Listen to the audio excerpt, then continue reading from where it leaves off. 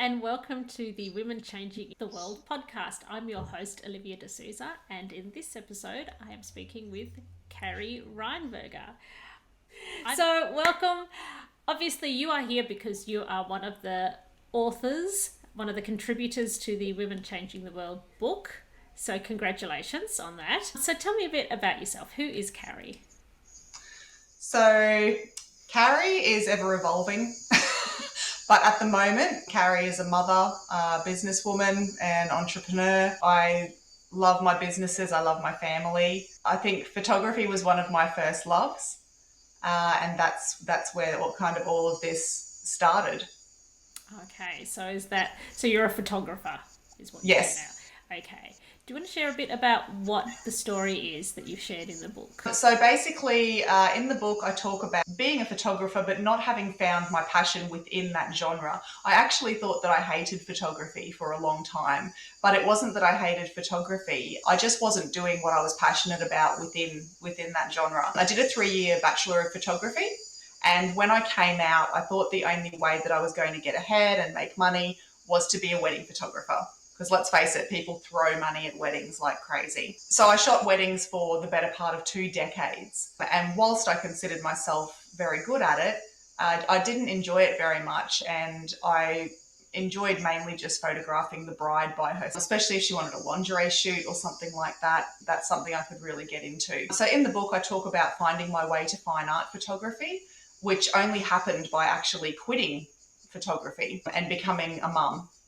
And when I became a mum, I was on a very slippery slope towards postnatal depression, and I needed something for myself. I live in a very small town, and back then I lived in an even smaller town. My husband worked away, so it was just me and this baby, and being a mum was something that I don't think anyone can really prepare you for. I had no idea what I was in for.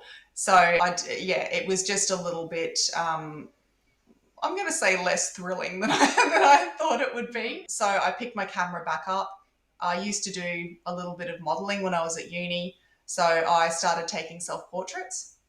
And originally the business was going to be selling self-portraits, selling artwork of myself. And that drew a little bit of attention. And I had other women saying, hey, I'd love something like that of myself. So I actually call it my accidental, because it wasn't planned at all. It was just something to bring a little bit of spark and happiness back into my life, and a little bit of confidence as well. And that's something that I talk about in the book is being confident and owning your authentic self, which can be hard, but especially as women and as mothers, we're charged with helping our children find that as well. So it's a really, really important topic. I had a lot of challenges along the way. So I also talk about becoming sober. I was a very big party girl and had a lot of fun doing that, but that got very out of control for me. And I talk about how I became sober and how I thought it would crush my creativity, but it ultimately led me to my full potential creatively. Wow, so much there. I had postnatal depression too, so I can relate straight away. It's just, I can't understand how everyone doesn't have it when it's such a shock. I think yes, that's right. I feel like there's a grieving process for the life and the person you were before and how easy things were before, and it's like, oh my God. Yeah, exactly. Your life now becomes all about someone else, and especially if you don't have a good support network in place, it's very hard. So what got you out of it then? Was it photography for you? It was photography. Yeah, it was finding that little bit of time just to have something just for me, because everything else seemed to be about my baby, who I obviously loved. But if you're not doing well, your baby's not going to do well. And yeah, so it was just finding that one little thing, that one little bit of creativity, that one little thing that I could do when my baby was asleep that wasn't,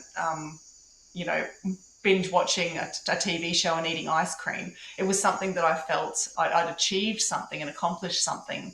At the end of the day, I had produced a piece of art, and the fact that it also was myself, I started seeing myself, I'm going to be bold and say, as a woman again, more than just just like a milk machine, really, Yes. was all that I really felt like. I breastfed, and I breastfed a lot. So I breastfed my baby to sleep. I breastfed when she woke up. I co-slept and breastfed all night. So I didn't feel like much more than just that. Yes, and you can feel like your hopes and dreams and wants and all of that don't matter anymore at that stage. So you found Yeah, that's something. right. It's interesting. What got you into photography in the first place? If you felt like you didn't really like it, you must have liked it initially. I did initially. I think university perhaps steered me down the path of most people were going into wedding photography, and I just kind of went with the flow. What first got me into it was my mum was a keen photographer, and I couldn't wait to get my first camera. So that was very exciting. I had, one of the little film cameras with the pop flashes on the top that actually used to, explode and die. And I went from that stage. And when I graduated high school, I had two options. I'd been accepted into a Bachelor of Musical Theatre, and I'd also been accepted into a Bachelor of Photography. And they were my two biggest passions. So it was very, very difficult to choose. But at the end of the day, I went with the photography, and spent 3 years doing that. So yeah, it wasn't that I didn't love it. It was just that I went kind of sideways down a different path. Yeah, you ended up doing all the very sensible things and forgot your. Yeah, I didn't take the risk, and I didn't think that there was necessarily any money in just doing portraits. I was wrong. That's fantastic. Thankfully, but obviously when you're a photographer and you think about making money, most people would gravitate towards weddings. And who doesn't want to make money? Of course, at the end of the day, we need to. So That's right. and if you're doing something following your passion, that can be the conundrum is like, okay, how do I monetize this? That can be the frustration. And That's exactly right. And I consider myself equal parts skilled and just lucky, because I happened to stumble upon a niche that people liked, and also for me to be earning the income that I do and have the client base that I do in such a small town in central Queensland is amazing to me. it is. And so you've got to be physically there. You can't really do online stuff. So Yeah, that's right. your market is limited, but you have the word has spread, obviously. Yeah, and I sat myself down, and even though I was pulling in a good income, I sat myself down and thought, well, how am I going to expand on this? And the easiest solution was to train another photographer and open up in other places. So I opened my second studio up in Brisbane earlier in the year, and it's slow going. It's obviously a bigger market. People have more choice down there, but it's still going well, and it will get bigger. Like, I have to remind myself, I'm actually only in my third year of business.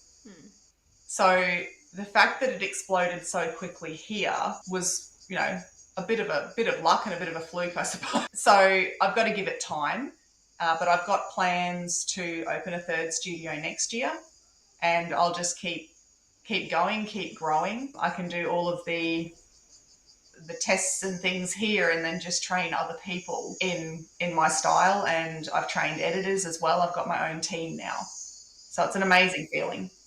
You've got a bit of a niche. So what is the style? Oh, hang on. I've got my latest magazine. I do a magazine as well. Let me grab it. Okay, cool. And if you're Okay. listening, head over It's to actually YouTube. a boudoir magazine, this particular one. Okay, a little bit more. Oh, yes. Oh, wow. Woo! Is that your stuff? Yes, it is. I'll find some of the more arty kind of things. Oh, wow. No wonder people I do. Ah, see, no wonder people say, "Can I have some of that? Can you do me as well?"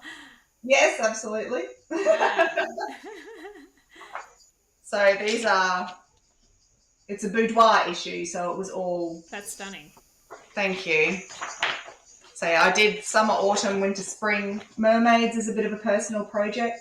Okay, so let's describe. Okay, there's going to be an audio version, so maybe let's just describe. Okay, so the summer, autumn, winter, spring mermaids, I collaborated with a artist in Germany actually to make up the headpieces and the bodices. And for anyone listening, we'll put some show notes where you'll be able to go and check out some of your work.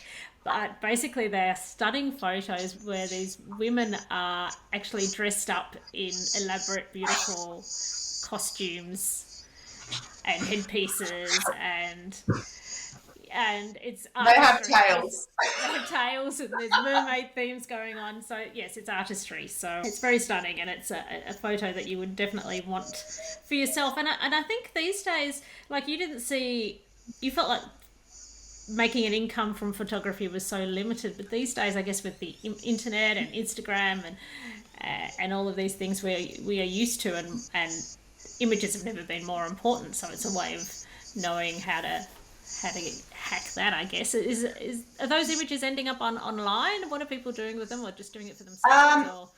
So they do go online. I find that most of my work, people do get a digital, but the best part about my work, in my opinion, is the beautiful heirloom canvases that I print. I do all of the printing here in Calliope. Mm-hmm. On my beautiful fine art printer. The heirloom canvas is gorgeous. It's silky and it's matte and it's smooth, and it's tested for 120 years. So there's really nothing like it. It's absolutely beautiful. I choose to mount my canvas onto adhesive foam core and then frame them so that there's actually no need to have glass. So it adds to that look. So you've got the beautiful frame, which leads me to what we were talking about earlier, which is the fine art style. So I describe my fine art style as having a painterly feel. So for me, framing it, printing it on the beautiful canvas, or even the archival fine art paper, which is very matte, very smooth, very, very silky and gorgeous, it adds to that painterly feel. So seeing it digitally is one thing, but having it hanging in your home is a completely different vibe. It's reminding me of back in the day, the Renaissance artists, or that sort of thing, that people might have paid an artist to paint something and have something magnificent on the wall, and this is today's version of that. So. Absolutely, and I go for that kind of hanging in a castle vibe. I've had, some people get it, some people don't. Some people have said it's creepy. I say thank you. Perfect response. I say that's wonderful. Yeah, so it depends, but I absolutely love it. It's something that resonates with me. I tend to be a little bit more dark-sided than light, and although I do some of the brighter, lighter stuff, but I find it more challenging. The dark comes very naturally to me, but I'm also very much a sequins and bright kind of fluoro girl sometimes as well. So I've got two very distinct sides, but the dark side is what I gravitate. I mean, they're both beautiful, but it sounds like you like the depth. Yes. Of that. Oh, wow. And so you ended up surprisingly touching other people's lives, and with that. So do you want to tell me a bit more about that? How did other people embrace it? Yeah, it was really surprising. I actually started the business with the intent of photographing grown women as being my main subject base. I quickly learnt that women are quite reluctant to spend money on themselves. However, they were like, oh, I really want to bring my daughter in. So I went from thinking that I had a niche with women to actually photographing probably 90% children. Wow. And what I was really, really thrilled to be told was the effects of having the shoot and how their children changed afterwards, as far as having that little spring in their step and having that little bit of confidence. I like to make the studio experience as nice as possible. My studio is incredibly small. Most people would have a bathroom bigger than my studio, and it's packed to the rooftops with with outfits and props and all sorts of things. But I have two big racks of beautiful gowns and things like that people can come in and have a look at and choose what they like. The girl can have a really beautiful experience. And I have recently started photographing more boys. it's been a hard road getting the boys to come in, and there's not as much choice. I'm very particular about the style of clothing. So finding gorgeous little velvet suits in dark emerald green and things like that, burgundy, has allowed me to branch out into photographing more boys. And I think boys actually look really, really beautiful in this style. And they tend to like it because I don't ask them to smile. I don't want them to stand there and say, cheese, and do this big fake thing. I just want them to be and just be still, which can be challenging. The stillness alone can be challenging. I've had boys jumping all over the place. But in its essence, I don't want them to fake anything, because children are beautiful just exactly as they are. They stand there. I tell them to put their arms in a certain way or tilt their head in a certain way, and that's it. They're just beautiful just as they are. So in that way, it's the easiest job in the world. I tell you what, that's one of the skills of a photographer, is the psychology of it, making people relax and bringing that out in them, the best in them. So, and with children and with all different kind of people that you would have to deal with. So, yeah, and I've actually found in the last 12 months, I've had a lot of people coming in with children with autism and ADHD and different types of mental illnesses as well. And they've done really well in this environment. I think it's a smaller, more intimate environment. It's just me. And I've struggled a lot with mental illness as well. So I don't know if that helps me kind of get along better with these kids. It's something that I've been going through for a long time and will for my whole life. It's not something that I don't think is ever really cured. So it's something that has made me feel really good on that level as well. The feedback that I get from the parents from when they bring their kids in and they have these conditions and they enjoy the experience. it's reminding me too of what actors sometimes say about when they get the makeup done and they put on the outfit and they feel different. They feel like the character. Is that what happens? Yeah, I think so. And it's definitely, it's part of the process for sure. Wow, that's stunning. So what have been some of the challenges along the way? Oh, so many. So many. Oh, where to start? Emotionally, financially, everything. The reason behind the six crows is actually six crows. One of the definitions is massive financial gain or huge financial loss. So I put everything that I had into so that was a really big risk. After about 12 months, my husband was like, time to call it quits. You know, you've given it a shot, because it was a massive loss at that time. But I could feel that I was getting somewhere. So I pushed through and kept going. And within that next 12 months, everything kind of started to turn around. And this year is even better. And I know it will keep getting better. So that was a challenge. I got pregnant and had my second baby. From 5 weeks, I was throwing up 15 times a day. And I did that pretty much the whole pregnancy. Oh, no. Still managed to gain 41 kilos. Ripped off. How does that work? But yeah, it was a hard pregnancy, and my marriage actually started to break down during that pregnancy, and my husband left when my baby was 10 days old.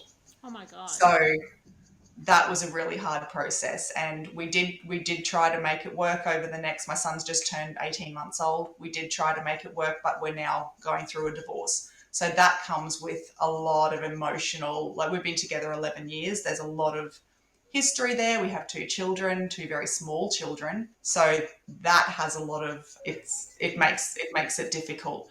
But my business, I had a lot of people saying, you've got to quit your business, you've got to slow down, you've got to focus on this and that and do this and that. My business is what keeps the smile on my face and what keeps me pushing through. My business is my third child. Exactly. So that's what kind of keeps me going.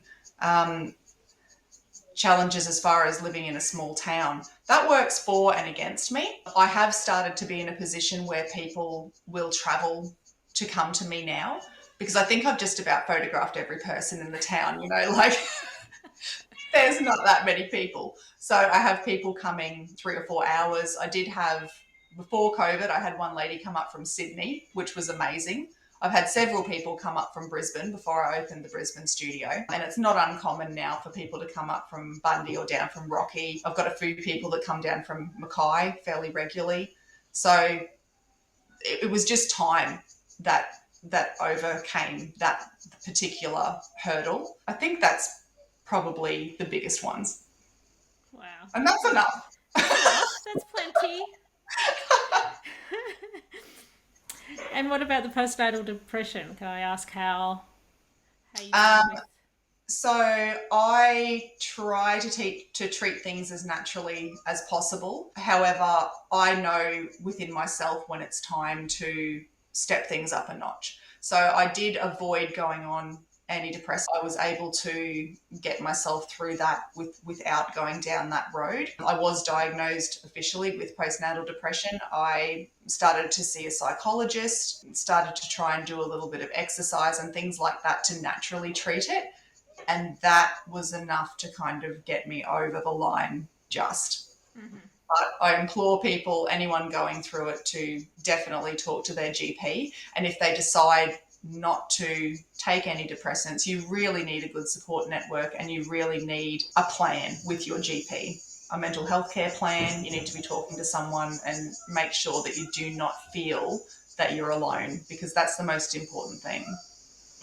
That's interesting. That's what helped me too. If anyone's listening, I agree. Talking about it, because if anyone agreed with what I'd been thinking about myself, I would have got worse. But you've got to find people who will support you and understand. And then, because otherwise you feel like the worst person. Like, this is supposed to come naturally, isn't it? What a terrible mum I am. And this secret. And every time I told someone and got support, I got better. A little bit better. So. And I still feel like a terrible mum on a daily basis.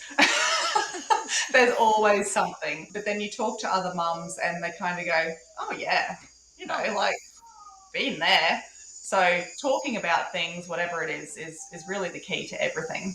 It does. It heals.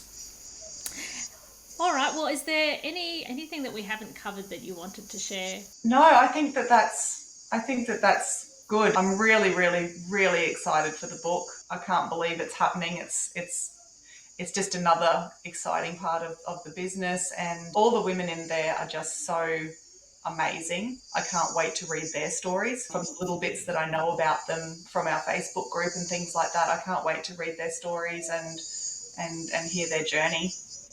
I absolutely agree. It's been such a pleasure to talk to all of you and to hear your stories, and you are amazing yourself. And the fact that you've managed to do what you do with your business, and you've had 2 small children and a marriage breakup that you're going through, and you've managed to write a book, write a chapter in a book as well. And so just make sure you step back and notice that. You've done great, and it's been a pleasure to talk to you today. How can people find you? I'm at www.sixcrowsfineart.com. On Facebook, I've got Six Crows Fine Art and Six Crows Fine Art Brisbane. Instagram at Six Crows Fine Art. And email Carrie at sixcrowsfineart.com. That's great. That's wonderful, because you said Six Crows Fine Art a few times, so yes, people are going to remember. Perfect. People will find it if they just look up Six Crows Fine Art.